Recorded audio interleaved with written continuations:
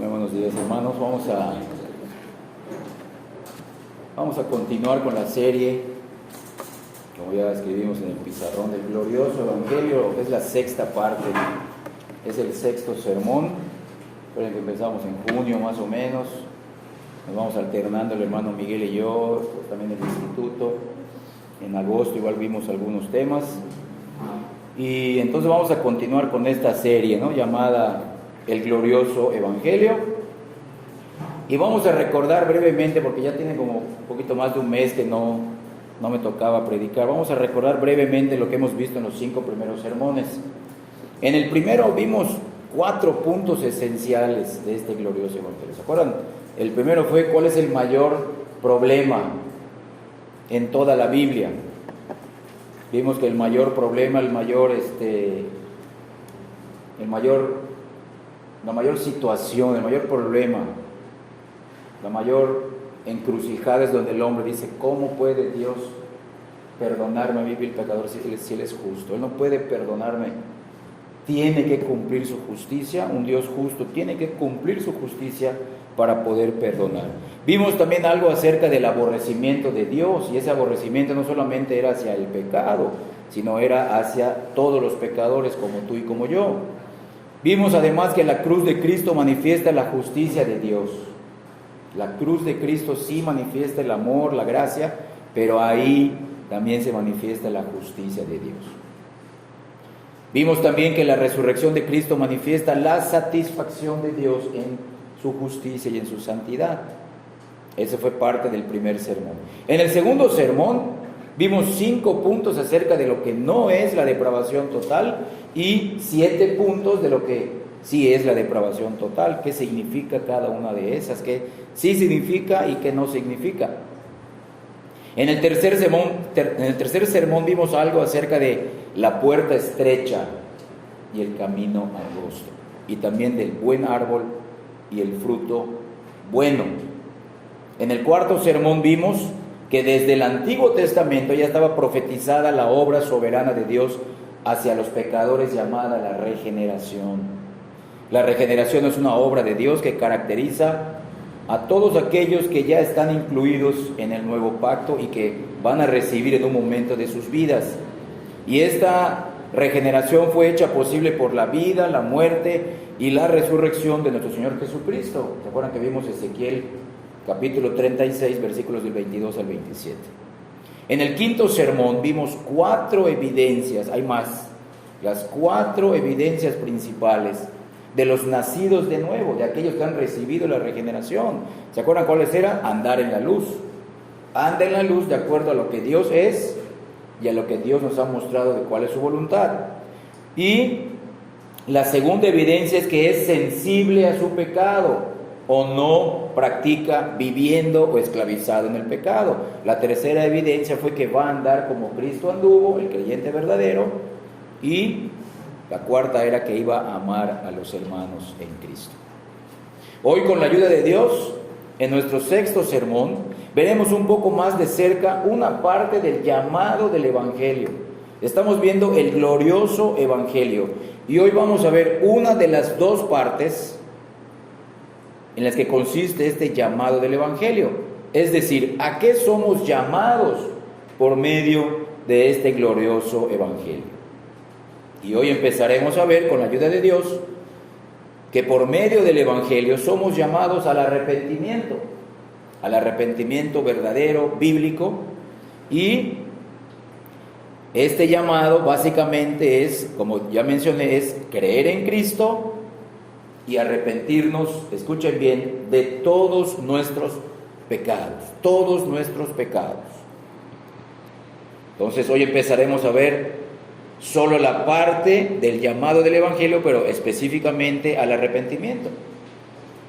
Recordemos que el Evangelio de Jesucristo, si se nos ha olvidado, escuchen bien esto, el Evangelio de Jesucristo es el más grande tesoro dado a la iglesia y a los cristianos. Es nuestro más grande tesoro, el Evangelio de Jesucristo. No es un mensaje entre muchos otros, es el mensaje sobre todos. Es asimismo No solamente es un mensaje teórico que se puede entender, sino que es el poder de Dios para la salvación de los pecadores, y asimismo es la revelación más grande de la multiforme gracia de Dios para su pueblo.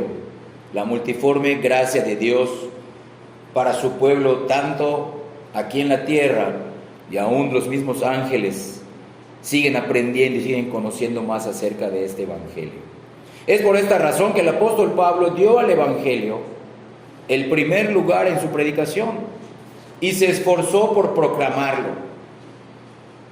Se esforzó por enseñarlo claramente, y escucha bien, no solamente eso, con la autoridad que tenía de parte de Cristo, el apóstol Pablo incluso condenó a todos aquellos que se atrevan a pervertir y a enseñar otro evangelio. Vamos a ver Gálatas capítulo 1, vamos a nuestro primer pasaje de este estudio, el glorioso evangelio, parte 6. Miren, el apóstol Pablo se esforzaba día a día por proclamar claramente este evangelio, y además a decir y a escribir una condenación para todos aquellos que pervierten y enseñan otro evangelio.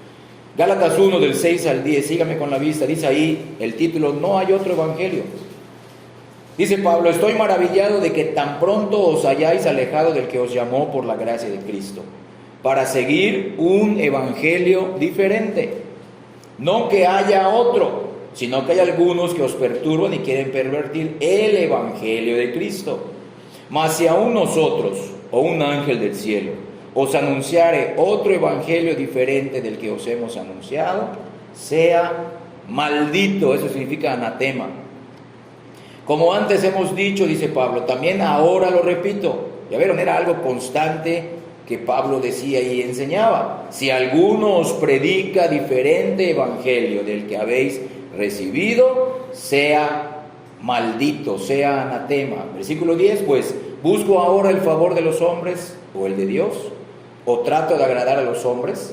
Pues si todavía agradara a los hombres, no sería siervo de Cristo. Claro, seguiría siendo siervo de los hombres. Entonces, miren, si queremos ser fieles administradores de esta gracia, debemos centrarnos en el estudio del evangelio, haciendo todo lo posible por entender sus verdades y guardar su mensaje. Si lo hacemos así, aseguramos nuestra propia salvación y también la de aquellos que nos escuchan. En un sentido, cada página de las Escrituras contiene el evangelio. Desde el Antiguo Testamento podemos ver el evangelio en un sentido, pero en otro sentido, el evangelio se refiere a un mensaje muy específico. ¿Sabes cuál es? Si yo te preguntara, o alguien te preguntara, bueno, ¿cuál es el mensaje específico de este evangelio? Que si lo llegamos a predicar nosotros mismos, de manera diferente, nosotros mismos nos convertiríamos en anatemas. Este mensaje específico del evangelio es una salvación consumada para un pueblo pecador. Repito, el evangelio es la salvación consumada para un pueblo pecador. Claro, por medio de la vida, la muerte, la resurrección y la ascensión de Jesucristo, el Hijo de Dios.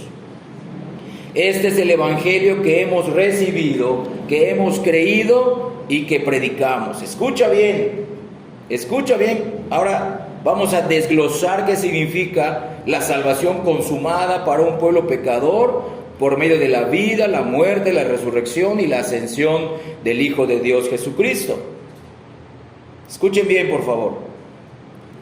Debemos de creer este único evangelio, de acuerdo con la buena voluntad del Padre, el Hijo eterno, quien es igual con el Padre y es la imagen exacta de su naturaleza, voluntariamente dejó la gloria del cielo. Fue concebido por el Espíritu Santo en el vientre de una virgen y nació el Dios hombre Jesús de Nazaret.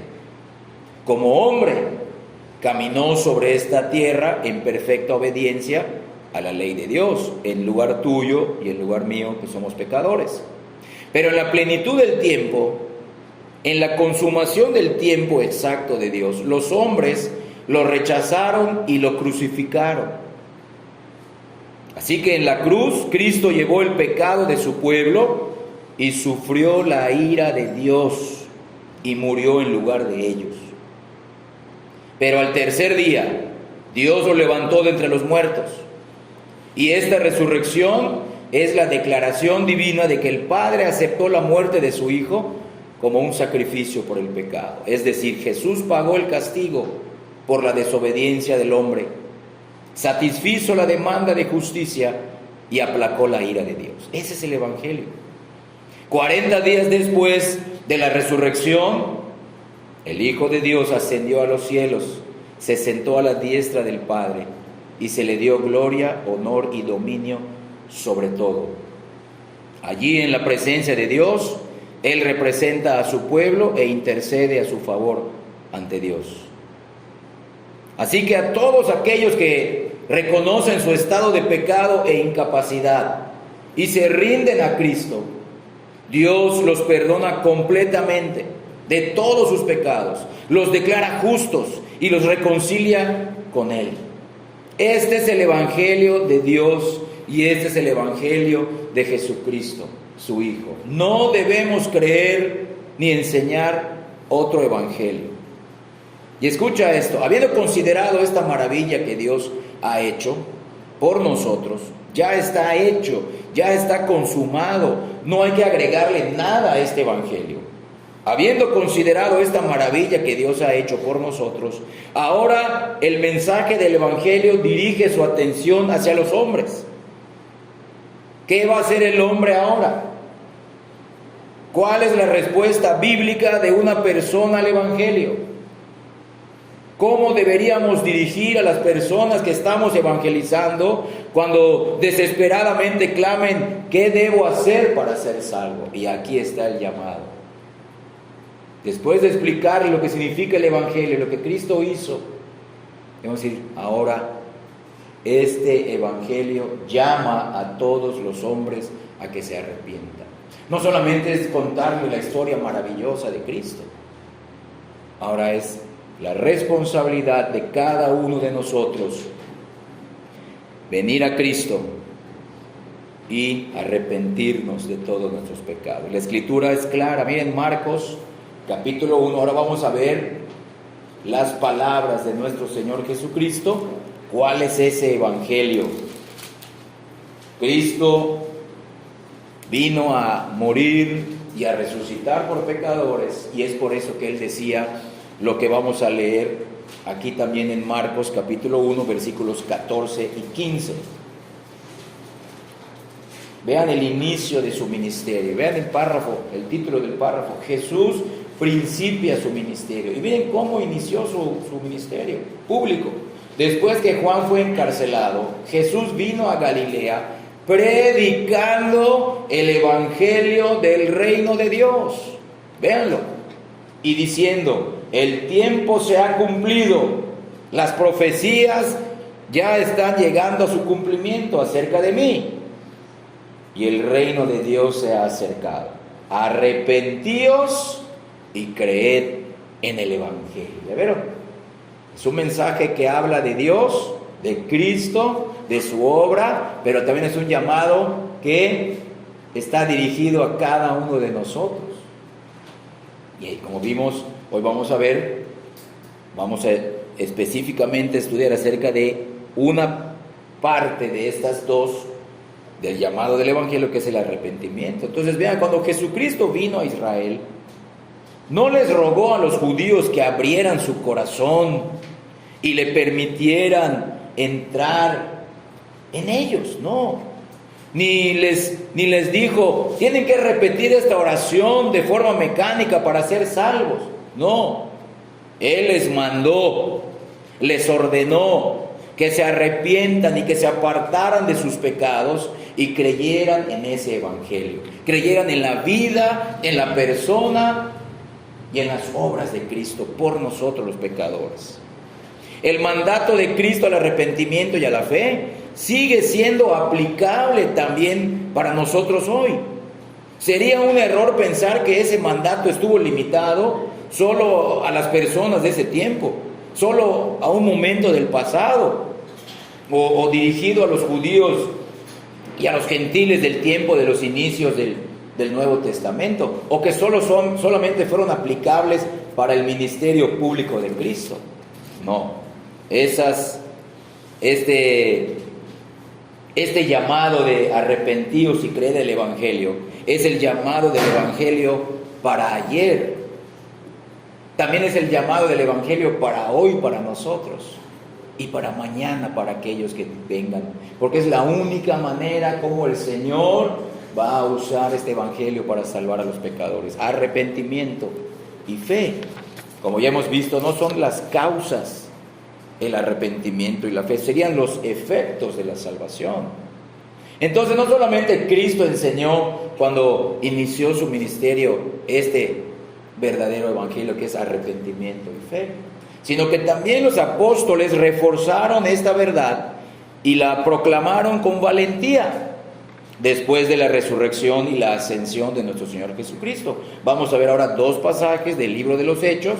Vamos a Hechos capítulo 17. Hechos capítulo 17, versículo 30.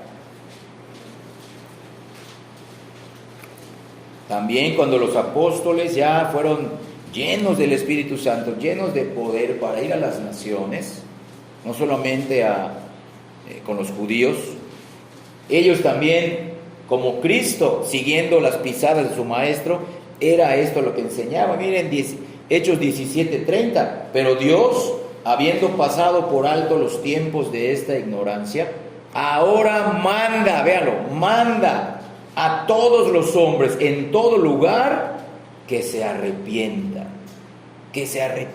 de sus pecados. Miren, Hechos capítulo 20, le damos vuelta a una página, Hechos 20, versículos 20 y 21. Hechos capítulo 20, versículos 20 y 21. Y como nada que fuese útil, aquí también está hablando Pablo, y como nada que fuese útil he rehuido de anunciaros, véanlo, y enseñaros públicamente y por las casas, testificando a judíos y a gentiles, miren, acerca, número 1, del arrepentimiento para con Dios, y número 2, de la fe en nuestro Señor Jesucristo. Ya ven, arrepentimiento y fe. Este es el llamado a los pecadores de este evangelio. Arrepiéntete y cree. No hay fundamento para argumentar que el arrepentimiento fue solo para una época pasada. Eso además afectaría a la obra evangelizadora de nuestros días. Si pensáramos, no, es que el arrepentimiento, ya no hablemos de pecado, no. Eso fue para el tiempo antiguo, entonces, ¿qué evangelio se les está enseñando a las nuevas generaciones? Si no es un llamado al arrepentimiento, ¿qué evangelio? Claro, como no conocen el evangelio, ¿qué les prometen? Cristo te va a sanar, Cristo te va a prosperar, Cristo te va a ayudar con este problema que no puedes, Cristo te quiere dar tu mejor vida ahora, y no. El llamado del evangelio es un llamado, como dijimos al principio, a salvación de un pueblo pecador por medio de la vida, la muerte y la resurrección de Cristo. Después de exponer el evangelio, no termina ahí, es arrepiéntete y cree en este evangelio. Cree en este evangelio, cree en Cristo. Entonces, arrepiéntanse ante Dios. Era el llamado, escucha bien, de los profetas del Antiguo Testamento. Era el llamado de Juan el Bautista, era el llamado del Señor Jesucristo y fue el llamado de los apóstoles del Señor. Arrepiéntanse ante Dios. Además, ha sido el llamado de los teólogos, los predicadores y los misioneros más piadosos y fructíferos en toda la historia de la iglesia. Por tal motivo, el llamado al arrepentimiento es una necesidad absoluta en la proclamación del Evangelio. Es por eso que necesitamos tener una comprensión correcta de la naturaleza del arrepentimiento y de su manifestación en la conversión genuina. Hoy vamos a ver un poco de lo que significa arrepiéntete. ¿Qué significa arrepiéntete? ¿De qué se trata?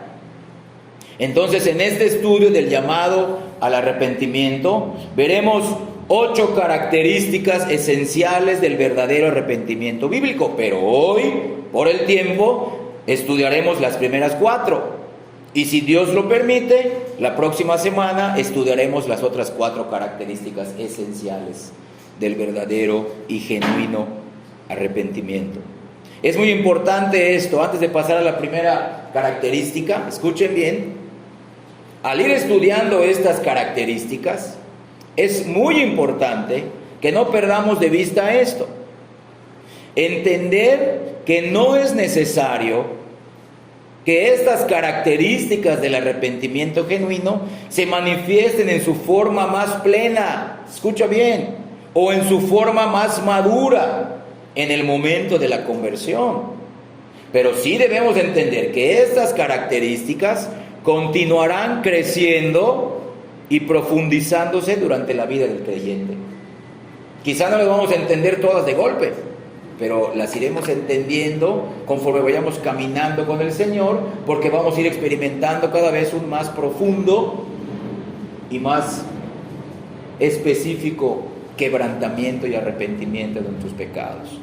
Entonces vean eso. Entonces, ¿por qué? Porque sería erróneo y aún destructivo para los pecadores o para los nuevos creyentes enseñar que la conversión verdadera requiere que un pecador debe de alcanzar una profundidad de arrepentimiento y fe que pocas veces se ve en la vida de la mayoría de los cristianos maduros. Ya que Jesús enseñó que aún la fe más pequeña, como una semilla de mostaza, es suficiente para mover montañas si es genuina. Pero esa semilla, dice Cristo, aunque empieza pequeña, crece y se tiene que volver un árbol frondoso y lleno de ramas y lleno de frutos. Recordemos que en el momento de la conversión, la comprensión del pecador sobre la naturaleza vil de su pecado, de su naturaleza pecaminosa, puede ser poca.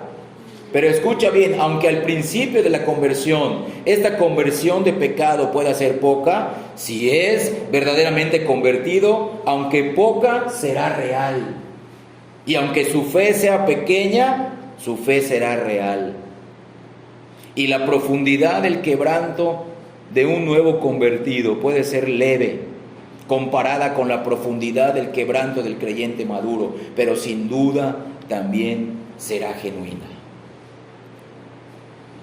¿Sabes cuál es la evidencia final de que el arrepentimiento y la fe de un pecador han sido para salvación?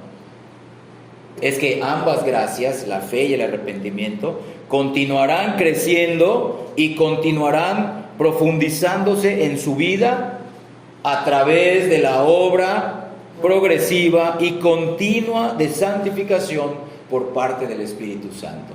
Esa es una promesa del Evangelio. La regeneración es el inicio del proceso de la santificación. Una persona que no es constantemente santificada, no a la perfección, pero sí muestra evidencias de santificación, pues no puede tener la seguridad de que ha sido justificado. Ya teniendo en mente esta base, ya poniendo esta introducción y este contexto, pasemos ahora a ver cuáles son las primeras 4 características esenciales del arrepentimiento genuino. Primera característica, como ya está escrita en el pizarrón, es un cambio de mente. Es un cambio de mente. El arrepentimiento implica un cambio radical en la percepción de las cosas que una persona tiene, o es un cambio de su visión de toda la realidad de su vida. Lo que se conoce también como su cosmovisión. ¿No han escuchado esa palabra? Cosmovisión es una palabra teológica. La cosmovisión de los incrédulos es diferente. Y cuando son traídos a la conversión, su cosmovisión total cambia. Repito, no de manera completa ni perfecta, pero sí de manera básica, fundamental y esencial. En la Biblia, Este cambio de mente, escucha bien, en la Biblia, este cambio de mente nunca se limita al intelecto, no está limitada al intelecto, sino que tiene un efecto radical también sobre las emociones y la voluntad. Es decir, el arrepentimiento genuino inicia con la obra del Espíritu Santo en la vida del pecador, en la cual Él regenera el corazón, ilumina la mente y expone el pecado en la mente de este nuevo convertido mediante la revelación de la verdad divina. Una vez regenerado, este pecador, su mente es cambiada y su visión de la realidad se transforma de manera drástica. Es decir, cambia su percepción en varias maneras. Mira, vean esto, cambia su percepción con respecto a Dios, con respecto a sí mismo, con respecto al pecado y con respecto al camino de la salvación. Antes de la conversión, la mente está entenebrecida y tienen un concepto equivocado acerca de Dios, acerca de sí mismos, acerca del pecado, ni lo consideran pecado, mucho menos tienen un concepto claro acerca de la salvación. Vean cómo lo dice ahora Efesios capítulo 4. Este versículo lo hemos visto con el hermano Miguel en los estudios de la carta a los Efesios. Efesios capítulo 4, versículos 17 al 19.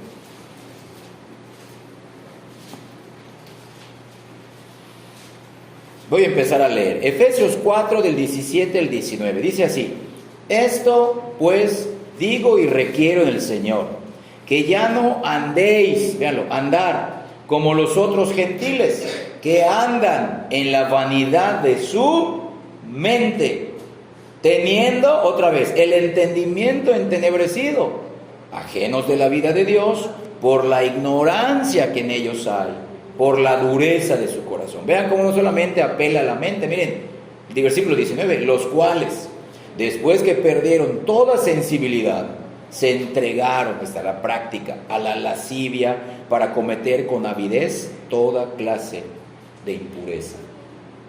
¿Ya vieron? Este cambio de mente no solamente va a llegar al intelecto, sino que va a llegar también a las emociones y a un cambio en la voluntad. Si la voluntad no cambia, entonces esta persona no se ha arrepentido. Quizás le da remordimiento, tiene ataques de conciencia, pero la única manera de que podemos saber entre nosotros si ya hemos experimentado el arrepentimiento genuino, es que aún nuestra voluntad va a cambiar. Aún nuestra voluntad va a ser sacudida radicalmente. Miren ahora también Romanos capítulo 1, versículo 21. Romanos 1, donde habla de la culpabilidad del hombre. Solamente vamos a leer el versículo 21.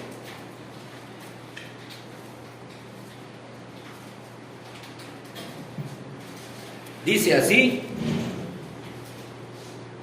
pues habiendo conocido a Dios, claro, de una manera natural, de acuerdo a la gracia común, no le glorificaron como a Dios, ni le dieron gracias, sino que se envanecieron en sus, ya vieron, razonamientos, habla del intelecto, se envanecieron en sus razonamientos y su necio corazón fue cada vez más entenebrecido. No es que no estaba entenebrecido, sí estaba entenebrecido, pero dice, su necio corazón fue entenebrecido, más tinieblas y más tinieblas y más tinieblas.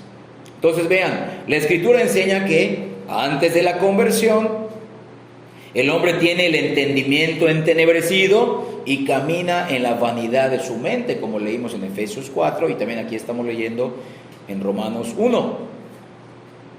Por consiguiente, su mente es hostil, es agresiva hacia Dios.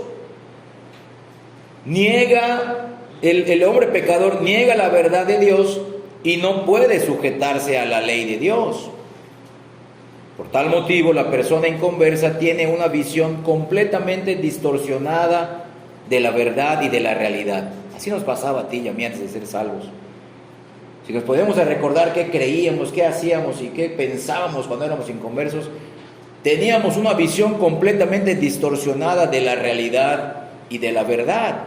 Y escucha bien, no es exagerado decir que el hombre pecador está errado con respecto a todo lo que es importante. Si hay alguien aquí que no es salvo, que no ha procedido al arrepentimiento, todo en tu vida está mal. Dios no va a tomar en cuenta nada en ti está bien, porque tampoco en nosotros hubo nada bueno antes de la conversión. El pecador sabe algo, como acabamos de leer en Romanos 1:21, el pecador sabe algo sobre el único Dios verdadero, sabe algo sobre la majestad de Dios, pero no considera que es necesario honrarlo como Dios o darle las gracias. Asimismo, el pecador es soberbio, como vimos ahí, se envanece, es soberbio y busca promoverse a sí mismo como el fin de todas las cosas. Aunque las leyes de Dios están escritas en su corazón, no considera que sea necesario, no considera que sea provechoso seguir esas leyes escritas en su corazón. Más bien, el pecador lucha contra su conciencia y busca callar lo que sabe que es la verdad. Además, el pecador sabe que todos los que cometen malas obras son dignos de muerte. En algún sentido lo sabe, pero no piensa que ese juicio también es para él, porque él no se considera tan pecador como ellos. Pero el pecador no solamente hace las mismas cosas malas que otros, sino que aprueba también a aquellos que las practican, o que practican cosas diferentes o peores que él. Asimismo, él considera la mortalidad, considera la fragilidad de su vida. Observa que la muerte también lo acecha cuando ve que otros a su alrededor caen muertos con la muerte física, pero el pecador no cree que esa plaga podría tocar en su puerta en cualquier momento. Entonces la persona no convertida está equivocada, pero continúa así de manera arrogante, haciendo lo que mejor le parece. Esa es la esclavitud al pecado, es la esclavitud a las tinieblas. El pecador está en el camino que le parece recto, pero ahora tú y yo sabemos que ese camino lleva a la muerte. Si Dios no nos hubiera rescatado, hermanos, en ese camino seguiríamos tú y yo gozosos, alegres, promoviéndolo y aplaudiendo la vida pecaminosa de otros. Bendito Dios que nos salvó. Ahora vamos a ver el equilibrio. Ya presentamos el panorama desagradable tuyo y mío cuando éramos inconversos. Sin embargo, en el momento de la regeneración, en el momento de la conversión por el Espíritu de Dios, cuando regenera el corazón, la verdad ilumina por primera vez la mente entenebrecida de un pecador. Por primera vez entra la luz, empieza el entendimiento a ser esclarecido.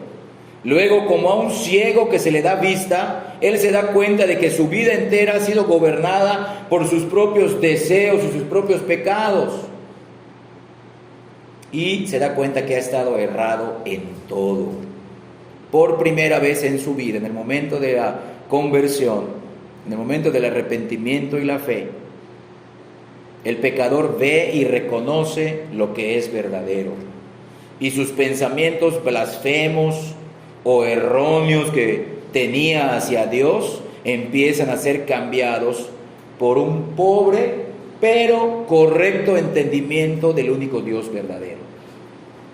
No solamente eso, sus vanas opiniones egoístas de su propia virtud y mérito son cambiadas por el reconocimiento de su propia depravación,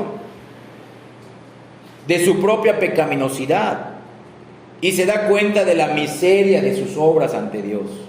Es decir, su orgullo, su seguridad en sí mismo, su autonomía, son cambiados por una genuina humildad, falta de confianza en sí mismo y dolor por haber pecado contra Dios y una total dependencia en Él para recibir el perdón. Se da cuenta de que nada de lo que haga puede agradar a Dios. Y es cuando empieza a entender, yo no tengo que hacer nada. Cristo lo hizo todo por mí, en la muerte, en la cruz. Y empieza a depender completamente en la misericordia de Dios para ese perdón. Entonces el pecador arrepentido, escuchen bien, es conducido a confiar en esas misericordias de Dios, en la persona y en la obra de Jesucristo. Y ahora, por primera vez, es enseñado a querer hacer la voluntad de Dios. Su mente ha sido cambiada, su vida ha sido transformada. Ahora sí podemos decir, este pecador verdaderamente se ha arrepentido. Antes de pasar a la segunda característica, vamos a dejar en claro esto. A través de la obra iluminadora y regeneradora del Espíritu Santo, el corazón y la mente del pecador son cambiados. Y la vida entera es alterada de manera radical y permanente. Eso quiere decir que su mente nunca volverá a ser la misma.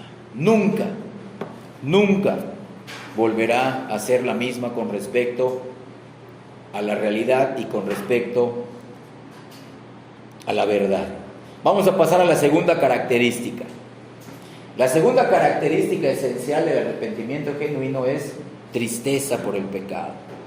Vean, ya vimos la primera, es un cambio de mente, pero también mencionamos un poco ahí que abarca también las emociones y eso debe de mover la voluntad. Y ahorita vamos a ser más específicos en la tristeza por el pecado. Ahí habla específicamente de las emociones o los sentimientos que teníamos hacia nosotros y hacia nuestra aparente bondad. El arrepentimiento bíblico no solo implica un cambio de mente, sino también una aflicción genuina por el pecado. Eso significa tristeza, una aflicción genuina por el pecado. Es decir, la más mínima comprensión verdadera de nuestro pecado y de nuestra culpa llevará a la aflicción genuina, nos llevará a la vergüenza, nos llevará a un sano odio.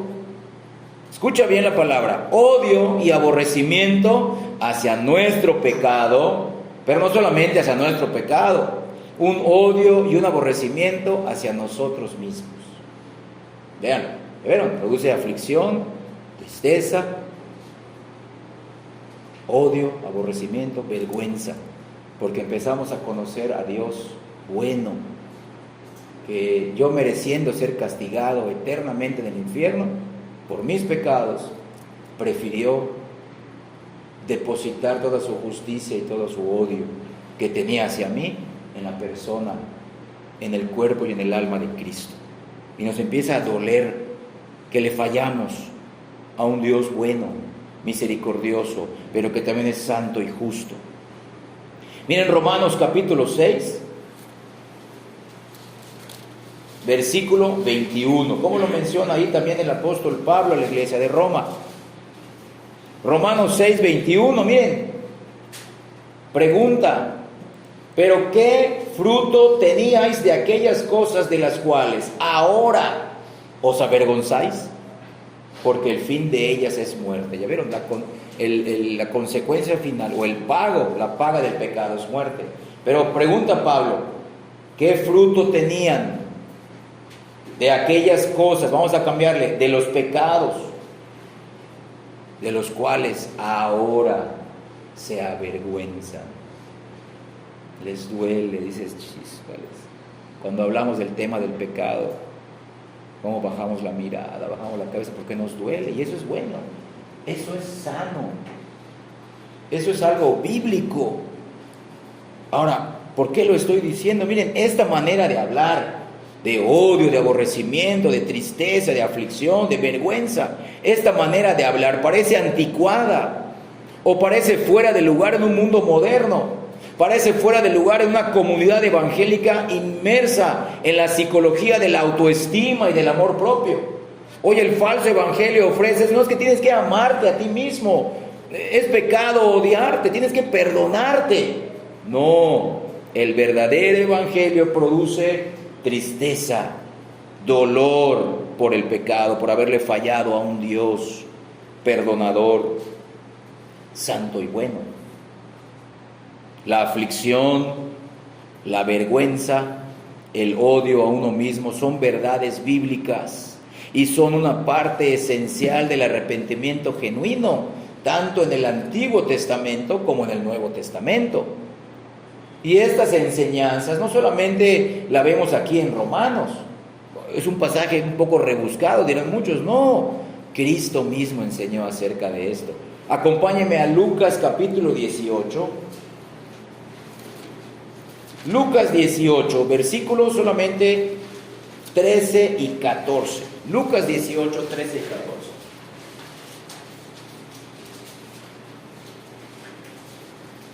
Miren cómo dice ahí Cristo. Vamos a recortar todo el párrafo que dice la parábola del fariseo y el publicano. Solamente nos interesa para este estudio los versículos 13 y 14 de Lucas 18. Mas el publicano, o sea, el cobrador de impuestos, estando lejos, no quería ni aún alzar los ojos al cielo, véanlo, sino que se golpeaba el pecho. Ahí vemos tristeza, dolor, vergüenza, diciendo: Dios, sé propicio a mí. Y remata: pecador. Se reconoció ante Dios como un vil pecador, ya no solamente ante la sociedad, ante su familia, sus amigos, no, ante Dios como pecador. Dice Cristo: os digo que este pecador descendió a su casa justificado antes que el fariseo, porque cualquiera que se enaltece como el fariseo será humillado ante Dios. Y el que se humilla como este publicano será enaltecido ante Dios, será justificado, declarado justo. Pero vean, aquí Cristo nos está enseñando que hubo dolor, se estaba golpeando el pecho. ¿Qué significa? Vean bien la imagen, dice Cristo: no quería ni aún alzar los ojos al cielo y se golpeaba el pecho. ¿Ustedes creen que le producía dolor el golpe externo que él se daba? No, él se estaba golpeando el pecho para aminorar el dolor interno que sentía en el pecho. Decía: oh, me duele ser así. Ahora me veo y me reconozco como pecador. No era el golpe físico lo que le dolía, era el golpe físico que trataba de aminorar, apagar el dolor interno que sentía esta persona. Mira 2 Corintios capítulo 7, versículos 9 y 10. También aquí Pablo lo dice de una manera magistral. 2 Corintios capítulo 7, versículos 9 y 10. Empiezo a leer. Dice Pablo: ahora me gozo, ahora sí me gozo, no porque hayáis sido contristados, sino porque fuisteis contristados para llegar al arrepentimiento. Véanlo, la tristeza es un medio que Dios usa para llevarnos al arrepentimiento, porque habéis sido contristados según la voluntad de Dios, para que ninguna pérdida padecieseis por nuestra parte. Porque la tristeza que es según Dios produce arrepentimiento para salvación, véanlo, de que no hay que arrepentirse, pero la tristeza del mundo produce muerte. Entonces, regresando a Lucas 18, esta persona publicana, enfrentado con la realidad ahora sí de lo que realmente era y de lo que había hecho, cuando se dio cuenta realmente cómo era delante de Dios y cómo Dios veía sus obras, esta persona acompañó su confesión con un dolor profundo, con una contrición y con una humildad. Eso lo llevó al arrepentimiento y a la fe, y eso Dios lo toma para declarar justa a una persona delante de su trono. Y ahora, como acabamos de leer en 2 Corintios 7, fue el caso del orgullo de la iglesia de Corinto, fue el caso de la carnalidad de la iglesia de Corinto, de su mundanalidad en la iglesia de Corinto. La tristeza no solamente, dice el apóstol Pablo, no solamente era adecuada, sino que era necesaria. Era necesaria. Y que también esta tristeza era enviada, permitida y estaba alineada a la voluntad de Dios, era conforme a la voluntad de Dios. Entonces vean, en ambos casos, tanto del cobratario, el publicano, como la iglesia de Corinto, es importante notar que la tristeza y la vergüenza no eran el objetivo en sí.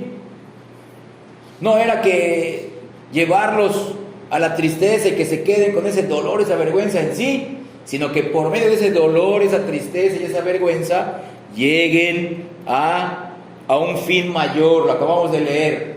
El fin mayor, el medio fue el dolor, el arrepentimiento. El fin, ¿cuál es? La salvación, la justificación, leímos en Lucas 18. Entonces vean, la humillación de sí mismo del publicano dio lugar a su justificación, y la tristeza de los creyentes de Corintio, ahora sí, dio lugar al arrepentimiento para la salvación en muchos de ellos. No es que ninguno de ellos era salvo, sino que algunos de ellos no eran salvos y experimentaron el dolor y la tristeza por su pecado, enviado por Dios para que se arrepientan, y ahora sí, bienvenidos a la salvación que el Evangelio verdadero ofrece. Pero también leímos aquí en 2 Corintios 7, aunque hay una tristeza que proviene del mundo, es una tristeza que no lleva un arrepentimiento verdadero, es una tristeza que no produce fe verdadera en Cristo, y esa tristeza del mundo, como leímos en el versículo 10, lleva a la muerte. Así le pasó a Judas Iscariote y a muchos otros. Aunque esto así sea, nunca debemos de ver de manera desfavorable la tristeza, pero la tristeza piadosa que acompaña al genuino arrepentimiento. Porque si es una tristeza piadosa que lleva al arrepentimiento, entonces ese arrepentimiento llevará a la salvación y al camino de la vida en Cristo. Entonces, escuchen bien esto, la Escritura testifica desde el Antiguo Testamento que Dios estima esta tristeza. Dios estima esta aflicción, esta contrición, esta vergüenza por el pecado. Desde el Antiguo Testamento dice, Él no desprecia el corazón contrito y humillado, en Salmo 51, 17. Esto no lo vamos a leer, nomás lo estoy mencionando. Él no desprecia el corazón contrito y humillado, según el Salmo 51, 17. Sino que ve a los pobres y humildes de espíritu que tiemblan al escuchar su palabra, como está en Isaías 66, 2. Y aunque Él habita en las alturas, también está con los de espíritu humilde y quebrantado, para darles vida, según Isaías 57, 15. Ahora miren también cómo lo dice Cristo en Mateo capítulo 5. Ahora sí vamos a leer este versículo. Mateo 5, 4. El sermón del monte, las bienaventuranzas.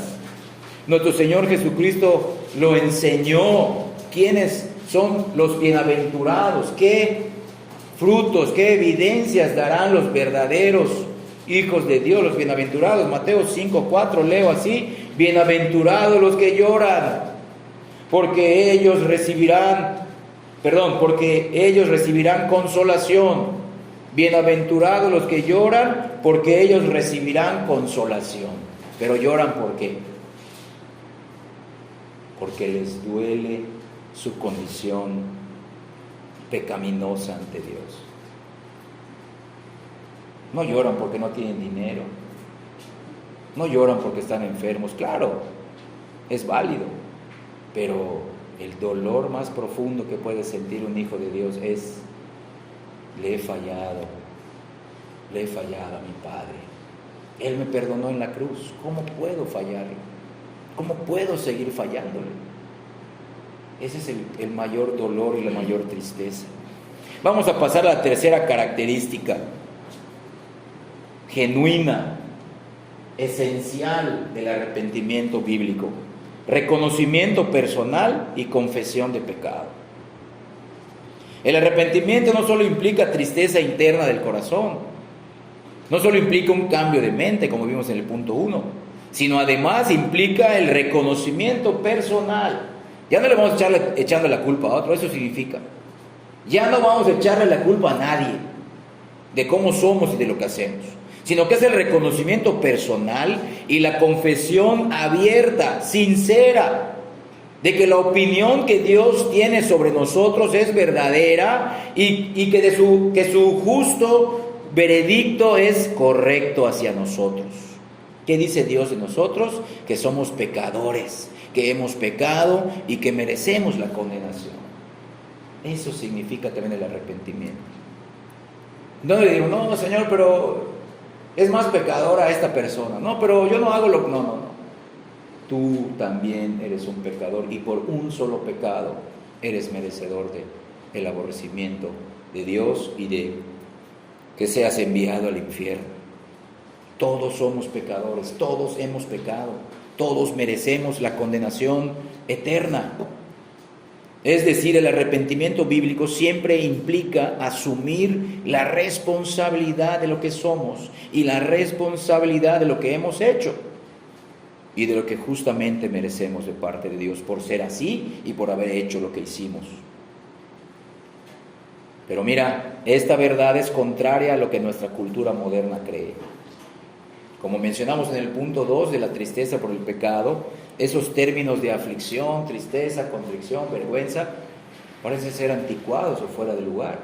Asimismo ahora, estas verdades de que somos culpables ante Dios son contrarias a una cultura moderna. La cultura moderna pone excusas, justifica, de acuerdo a las creencias populares, de que según ella, entre ellas la psicología, la sociología, la antropología, las personas no son del todo responsables de lo que hacen. No son del todo responsables de lo que son, sino que siempre son víctimas de algún poder superior o de algún poder maligno, anónimo, que está siempre más allá de su control. Y es por eso que dicen, no, pero yo soy así, pero por culpa de. No, es que yo soy así, pero porque fui forzado a. O porque fui obligado a. O porque yo era muy inocente, muy pequeño para haber hecho algo al respecto. No. La cultura popular, la creencia popular, trata de encontrar la manera fácil de atribuir los propios pecados a cualquier otra persona que no seamos nosotros mismos. Cuando éramos inconversos, señalábamos y apuntábamos con hipocresía a la sociedad, a la manera de educarnos, a nuestra crianza o a las circunstancias. Siempre echábamos la culpa a nuestros papás, al gobierno, a las circunstancias que vivimos. Es que tú no sabes qué viví.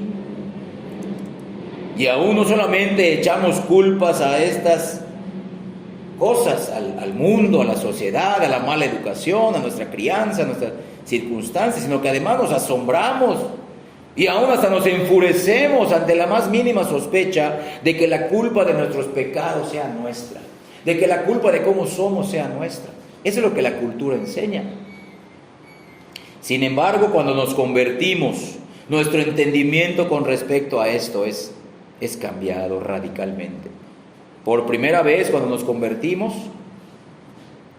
apuntamos el dedo acusador hacia nosotros mismos y empezamos con sinceridad a confesar nuestros pecados primeramente ante Dios. Y no solamente eso, nuestras bocas se quedan calladas, se cierran cuando nos consideramos responsables delante de Dios. Dios convence a sus hijos, cuando los regenera, convence a sus hijos que todos ellos son pecadores. Ninguno de ellos no es pecador. Aquí lo hemos mencionado, estamos reunidos los más grandes pecadores, pero que hemos sido llevados a la conversión y al arrepentimiento verdadero. Y tú y yo sabemos cuánto nos duele recordar lo que hicimos. Y en la medida que caminamos con Cristo, tendremos un dolor más grande, pero eso nos ayudará a valorar más y más lo que cantamos hace rato, que Cristo ha probado su amor en nosotros.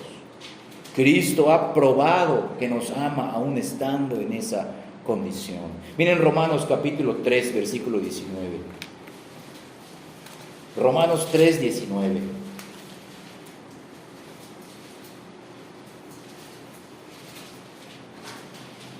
Pero sabemos, Romanos 3, 19, empiezo a leer, pero sabemos que todo lo que la ley dice, lo dice a los que están bajo la ley, para que toda boca se cierre. Ya vieron, que nadie trate de justificarse y todo el mundo quede bajo el juicio de Dios. ¿Ya vieron? Dios tiene la última palabra cuando se trata de conocernos a nosotros mismos de manera verdadera. La palabra confesar viene de la palabra griega homologeo, que literalmente significa hablar la misma cosa. Cuando nos confesamos ante Dios, le estamos diciendo: Señor, es verdad, tú dices de mí que soy un pecador, es verdad. Eso es homologueo. Y cuando Dios dice: es que tú hiciste eso, Señor, es verdad, lo hice. Y tú mereces mi condenación, Señor, es verdad, merezco la condenación eterna. Eso es confesión. Hablar la misma cosa con respecto a la percepción que Dios tiene de nosotros. Entonces, en la obra divina de la conversión, Dios abre el corazón del pecador y le pone aún su pecado en su rostro, en su cara, en sus ojos espirituales recién abiertos. En el momento que Dios le abre el corazón, Dios le expone al pecador por primera vez su pecado. Y la palabra de Dios penetra lo más profundo de su corazón y expone además sus intenciones y pensamientos y deseos más profundos. Entonces, por primera vez en su vida, el pecador se enfrenta cara a cara con su pecado y empieza a entender su naturaleza caída y pecadora. Y por más que lo intente, por más que luche, no podrá quitar la horrible imagen que ve de sí mismo. Nunca se había visto así en toda su vida.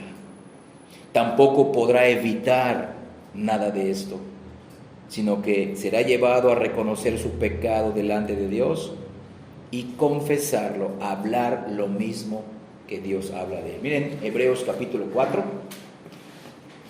versículos 12 y 13. Hebreos 4, ahí lo dice. Porque el medio que Dios usa para convertir a una persona es la palabra de Dios, es el Evangelio.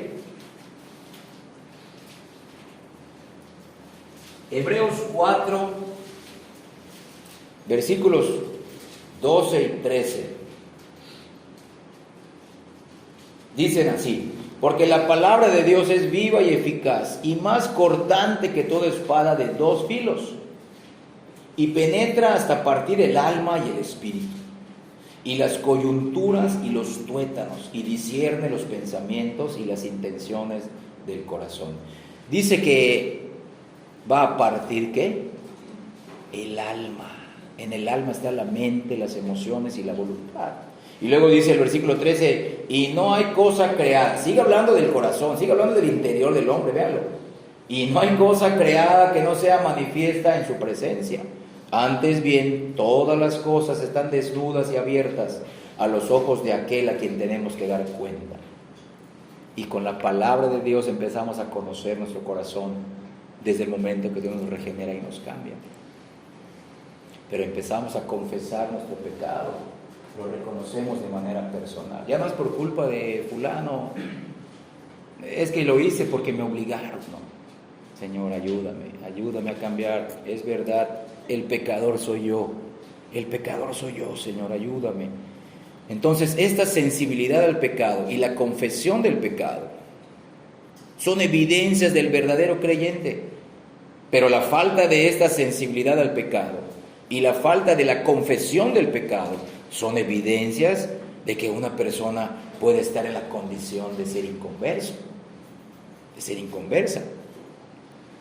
El apóstol Juan lo dejó escrito bien claro, y esto lo vimos cuando estudiamos en el quinto sermón, cuáles son las evidencias bíblicas de la confesión. Vamos a Primera de Juan, capítulo 1.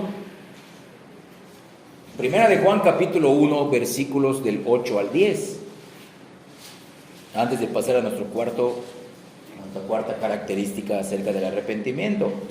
Véanlo, sensibilidad al pecado y confesión de este. Primera de Juan, capítulo 1, versículos del 8 al 10, dice, empiezo a leer: si decimos que no tenemos pecado, nos engañamos a nosotros mismos. O sea, no vamos a engañar a nadie más que a nosotros mismos. Y la verdad, véanlo, y el evangelio glorioso no está en nosotros, no somos creyentes.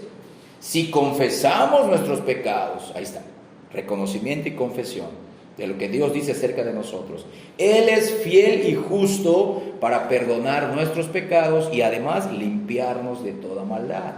Si decimos que no hemos pecado, hacemos a Dios mentiroso, porque Él dice de nosotros que sí somos pecadores y hemos pecado. Y su palabra, su evangelio, no está en nosotros. Véanlo. Vean, hermanos, es algo que considerarlo. La confesión del pecado empieza con un reconocimiento personal del pecado. Entonces, una de las mayores evidencias, repito, una de las mayores evidencias de la conversión verdadera no es una vida perfecta sin pecado. No. Es una sensibilidad al pecado, una sinceridad y honestidad ante Dios en cuanto al pecado, en cuanto a nuestra condición de pecadores, y una confesión abierta del pecado nuestro delante de Él. Ahora, el verdadero converso, el que ha experimentado el arrepentimiento verdadero, el que ha recibido este don del arrepentimiento, empieza a hablar lo mismo que Dios dice de los pecadores. Cuarta característica del arrepentimiento genuino: apartarse del pecado. Vean cómo está progresivo esto. Miren, cambio, mente, tristeza por el pecado, emociones, reconocimiento personal y confesión, pero no termina ahí. Y aquí está la voluntad. Mente, emociones, voluntad. Y luego la próxima semana, si Dios lo permite, vamos a ver las otras 4, porque mencioné que son 8. Apartarse del pecado. Una de las señales notorias del arrepentimiento genuino es un sincero abandono o separación del pecado. Es decir, la abundancia de lágrimas que pueda derramar una persona o la aparente sinceridad de su confesión por sí solas nunca son evidencias del arrepentimiento bíblico. Todo esto, lágrimas, confesar, deben de ir acompañados de apartarse de todo aquello que Dios odia y aborrece. Muchos se detienen aquí. No, sí, soy muy pecador, sí, soy muy pecador, sí, la verdad, volví a caer, volví a hacerlo, perfecto. Y salen y vuelven a vivir en pecado. A vivir en pecado. Entonces, ¿qué pasó? Pues esta persona tiene que dudar mucho de que realmente se ha arrepentido, porque va a haber una separación, no solamente tristeza, dolor, cambio de mente, reconozco mi pecado, sino que ya no quiero hacer esto, ya no quiero. Esta es una verdad bíblica contundente. El arrepentimiento genuino se manifestará con apartarse del pecado. Sin embargo, esta verdad sobre el arrepentimiento muchas veces ha conducido a la duda, a la confusión o al temor, incluso en los creyentes más piadosos. ¿A qué nos referimos? Escuchen bien, ya estamos terminando, vean. Si nos preguntamos, ¿realmente me he arrepentido de verdad? Si cometo otra vez el pecado que renuncié y que ahora aborrezco. O si preguntamos, ¿mis fracasos frecuentes en contra del pecado indican que no me he arrepentido? Estas preguntas son válidas y sinceras, porque todos nosotros seguimos luchando contra los pecados que aborrecemos y que ya no queremos cometer. Entonces vamos a contestarlas con cuidado. Por un lado, escuchen bien, por un lado, caer o regresar con frecuencia o vivir en ese pecado que ya hemos confesado y que no haya una victoria gradual, que aunque hay caídas, hay una victoria gradual sobre ese pecado, puede ser evidencia de un arrepentimiento no bíblico y superficial. Vean Mateo 3, vamos a Mateo capítulo 3, versículo 8. Ahora son palabras de Juan el Bautista. Ya vimos que también Cristo las dijo al inicio de su ministerio. Vimos que los apóstoles dijeron también arrepiéntanse. Ahora Juan el Bautista. Haced pues frutos dignos de arrepentimiento. Vean, no solamente lágrimas, no solamente confesión, sino frutos, evidencias. Pero si una persona está constantemente, pues, sin ofrecer pelea, vamos a decirlo así, sin pedir la gracia de Dios, y está, es que soy tan débil, sí, somos débiles, pero hay que ofrecer pelea, pedirle a Dios la ayuda. Entonces puede ser que esa persona, pues, no sea un verdadero converso. Porque también Cristo lo dijo, Mateo 15, vean Mateo 15, versículos 7 y 8, hablándole también a los judíos, y quedó plasmado en su evangelio. Mateo 15, versículos 7 y 8, dice: hipócritas, bien profetizó de vosotros Isaías cuando dijo: este pueblo de labios me honra, confiesa de labios. Sí, sintió tristeza, sí, entendió que ha pecado, sí, pero su corazón está lejos de mí. Significa, no tiene un corazón regenerado. Porque de labios, tú hablas con un católico y ves que sí, la verdad. Hablas con un mormón, sí, saben, se reconocen que tienen algo malo, que tienen pecado en ellos, pero siguen viviendo igual. Que no nos pase a ninguno de nosotros. Entonces, eso es por una parte. Repito, por un lado, si alguien no está ofreciendo lucha, pelea, no está poniéndole el camino difícil al pecado, no. Si está cayendo constantemente y no hay dolor, entonces pues puede ser evidencia de que no haya sido converso. Pero por otro lado, independientemente del avance que un creyente haya logrado en su santificación, aún el más maduro de los creyentes notará que la vida cristiana es una gran lucha en contra del pecado. Una gran lucha con grandes victorias, pero también en la providencia de Dios con muchas derrotas desalentadoras. Sí, desalentadoras para un momento, pero que no lo van a desalentar para el resto de su vida. Porque en este mundo caído, ningún creyente romperá completamente con el pecado. Eso es una realidad. Nunca vamos a romper completamente contra los engaños del pecado. Ni estaremos libres de fracasar moralmente en algún momento de nuestra vida. Ya que constantemente, aunque pueda crecer nuestro odio hacia el pecado será una enfermedad constante en la vida de todo creyente, aún de los más maduros. Pero aunque el pecado está ahí, este tiene que ser menos frecuente. Y aunque nunca será erradicado por completo, siempre el creyente estará ofreciendo una lucha constante y sincera contra su pecado. Entonces vean, Dios ha prometido limpiarnos de todas nuestras impurezas y lo empezó a hacer acá en este mundo. Claro, la eliminación completa del pecado será en la glorificación, pero Dios promete que a partir de que nos regeneró, Él nos empezará a limpiar de todas nuestras impurezas y de todos nuestros ídolos. Y aunque un creyente maduro puede ser atrapado en el pecado, un pecado al cual había renunciado, será atrapado de manera temporal. Será llevado otra vez a reestructurar su mente. Su tristeza será más profunda por el pecado, reconocerá y confesará su pecado y le pedirá: Señor, ayúdame, Señor. Porque Dios también permite a muchos creyentes caer, pero para enseñarles muchas cosas y para que aprendan a confiar solamente en Él. de muchas maneras. Entonces vean, aun cuando luchemos contra el pecado y corramos hacia la santidad, aun cuando disciplinemos nuestro cuerpo y lo hagamos nuestro esclavo, y aun cuando caminemos en este mundo con mucho cuidado y sabiduría, muchas veces notaremos que no hemos sido completamente perfeccionados. Notaremos que necesitamos aún de un arrepentimiento y necesitamos aún de la gracia de Dios. Por eso los creyentes no deben desalentarse por la lucha que libran contra el pecado. Repito, en el primer caso, si no hay lucha, puede ser que no haya conversión. Pero si hay lucha, escucha bien, no debemos de desalentarnos si estamos en una lucha constante, una lucha titánica en contra de nuestro pecado, o estamos luchando constantemente por la gracia o por un arrepentimiento mayor.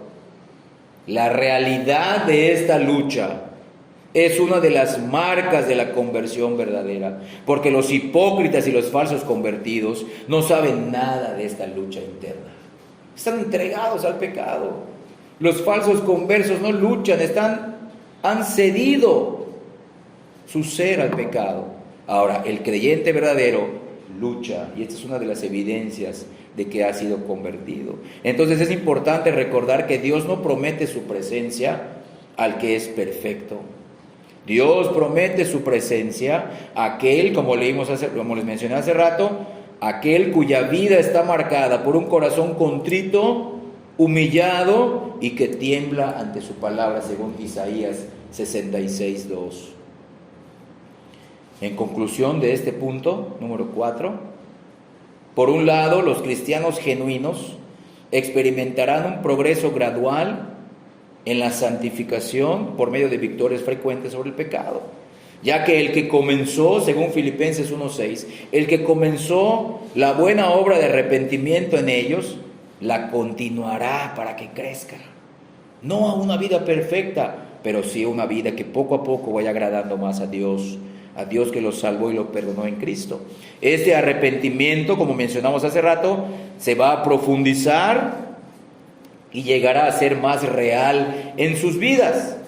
Sin embargo, los cristianos nunca serán libres por completo del pecado, ni nunca estarán exentos de necesitar constantemente el don divino del arrepentimiento. Por otro lado, los que se dicen ser cristianos y no demuestran ningún proceso real en la santificación y pocas veces producen frutos dignos de arrepentimiento, deberían de estar preocupados por sus almas, deberían examinarse y probarse a sí mismos para ver si están en la fe. Vamos a ver nuestro último pasaje, segunda a los Corintios, capítulo 13, versículo 5, que también hemos visto en otros estudios. Segunda carta de Pablo a los Corintios, capítulo 13, versículo 5. Dice así: examinaos a vosotros mismos si estáis en la fe. Probaos a vosotros mismos, o no os conocéis a vosotros mismos, que Jesucristo está en vosotros, a menos que estéis reprobados. ¿Ya vieron? Entonces, esta es la tarea que tenemos el día de hoy. Que si hemos creído este verdadero evangelio, este evangelio glorioso, pues debemos de mirar: yo me he arrepentido, no estaré yo engañado. Por eso estamos estudiando cuáles son las características esenciales, bíblicas, de un verdadero arrepentimiento, o un arrepentimiento genuino. Cambio de mente, tristeza por el pecado, reconocimiento personal y confesión de pecado, y apartarnos del pecado. No lo haremos de manera completa y perfecta en este mundo, pero sí Dios nos promete ayudarnos en nuestras luchas. Entonces yo les pregunto, hermanos, ya para terminar, y yo me pregunto también con ustedes, nosotros tenemos estas evidencias, estas marcas, características esenciales de un genuino arrepentimiento. ¿Hemos rendido nuestras vidas a Jesucristo o las hemos rendido al pecado? Que cada uno de nosotros se conteste delante de Dios. Este es el llamado del evangelio verdadero: arrepiéntanse y crean. Es decir, Si vas a ir a Cristo con este evangelio glorioso, necesitas tener fe, pero también necesitas arrepentirte de todos tus pecados. No se puede creer en Cristo sin arrepentirse, ni tampoco se puede arrepentirse y no ir a Cristo, no creer en Él. Por eso hoy repetimos otra vez las mismas palabras de Juan el Bautista, de Cristo y de los apóstoles: arrepiéntete de tus pecados, vuélvete al Señor Jesús. No pases por alto este divino llamado del Señor por medio del Evangelio. Y que Dios nos permita a nosotros, que nos ha regenerado y convertido, que nos permita vivir en un arrepentimiento cada vez más profundo, que Él siga mostrando en nosotros esas áreas de nuestro carácter, de nuestra vida, que tienen que ser todavía purificadas y limpiadas por la mano poderosa de Dios. Que todos nosotros demos frutos dignos de arrepentimiento, como leímos en Mateo 3. Dignos frutos de arrepentimiento, de esos frutos que sean más notorios, más evidentes, pero que sean para la gloria y la honra de aquel que vivió, murió y resucitó por nosotros, los más viles pecadores. Que Dios obre arrepentimiento sobre aquellos que no han sido salvos, por medio de este glorioso evangelio. Vamos a ponernos de pie.